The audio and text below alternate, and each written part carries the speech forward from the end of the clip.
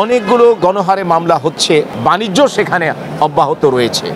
বর্তমান সময় আমরা দেখছি যে অনেকগুলো গণহারে মামলা হচ্ছে এবং এর মধ্যে দুঃখজনক হলেও সত্য যে অনেক ইনোসেন্ট ব্যক্তি যাদের কোনো অপরাধের সাথে কোনো সংশ্লিষ্টতা নেই, সেটি উদ্দেশ্যমূলকভাবে রাজনৈতিক প্রতিহিংসার বশবর্তী হয়ে কিংবা অন্য কোনো এনিমিটির কারণে তাদের নাম অন্তর্ভুক্ত করা হচ্ছে।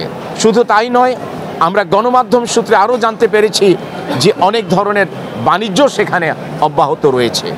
সুতরাং এই বিষয়টাকে রোধ করার জন্য, এটাকে স্টপ করার জন্য এই দায়িত্ব হচ্ছে স্টেটের, এই দায়িত্ব হচ্ছে ল এনফোর্সিং এজেন্সির, এই দায়িত্ব হচ্ছে আদালতের, এই দায়িত্ব হচ্ছে প্রসিকিউশনের।